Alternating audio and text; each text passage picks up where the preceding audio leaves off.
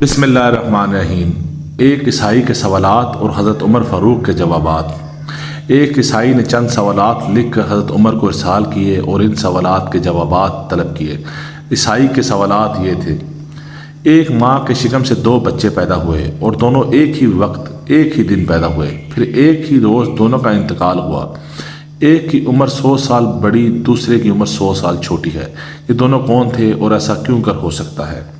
سوال نمبر 2، وہ کون سی زمین ہے جہاں ابتدائے پیدائش سے قیامت تک صرف ایک مرتبہ سورج نکلا اور نہ ہی پہلے نکلا اور نہ ہی آئندہ کبھی نکلے گا؟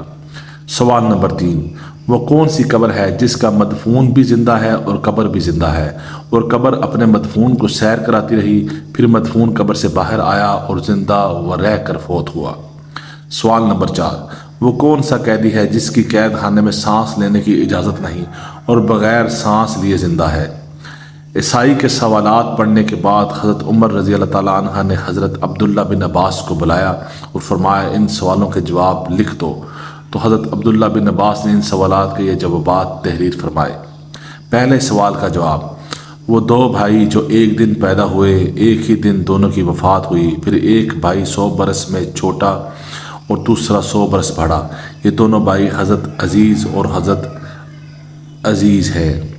دونوں ایک ہی دن ایک ماں سے پیدا ہوئے اور دونوں کی وفات کا دن بھی ایک ہے، لیکن درمیان میں اللہ تعالیٰ نے اپنی قدرت کاملہ دکھانے کے لیے حضرت عزیر پر 100 سال تک موت طاری رکھی، پھر 100 سال کے بعد زندہ ہو کر اپنے گھر گئے، پھر گھر کچھ دن رہے اور زندہ رہنے کے بعد دونوں بھائی ایک ہی روز فوت ہو گئے۔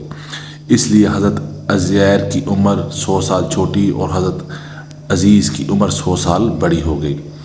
وہ زمین جس پر ساری عمر میں ایک مرتبہ سورج نکلا اور نہ پہلے کبھی نکلا نہ ہی کبھی نکلے گا، وہ زمین درائے کلزم کی طرح ہے جہاں فرعون غرق ہوا، نیز حضرت موسیٰ قوم کے ساتھ پار اتر گئے۔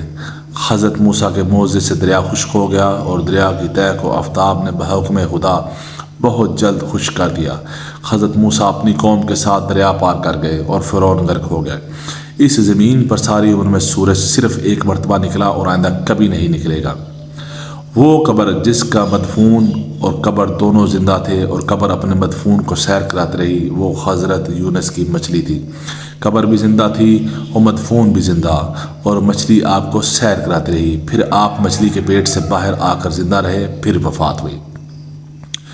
جو قید خانے میں سانس نہیں لیتا اور بغیر سانس لیے وہ زندہ رہتا ہے، وہ بچہ ہے جو ماں کے شکم میں قید ہے اور خدا نے اس کے سانس لینے کا ذکر نہیں کیا اور نہ وہ سانس لیتا اور پھر وہ زندہ رہتا ہے۔ حضرت عبداللہ بن عباس سے یہ جوابات لکھوا کر حضرت عمر فاروق نے عیسائی بادشاہ کے پاس بھیج دیے۔ چنانچہ عیسائی بادشاہ یہ جوابات دیکھ کر بولا کہ شاید ابھی مسلمانوں میں کوئی نبی زندہ ہے، کیونکہ سوالات کے جوابات سوائے نبی کے کوئی اور نہیں بتا سکتا۔ اللہ تعالیٰ سے دعا ہے اللہ تعالیٰ ہم سب کو اپنے حفظ و امان میں رکھیں اور نیک اعمال کرنے کی توفیق عطا فرمائے۔ آمین یا رب العالمین۔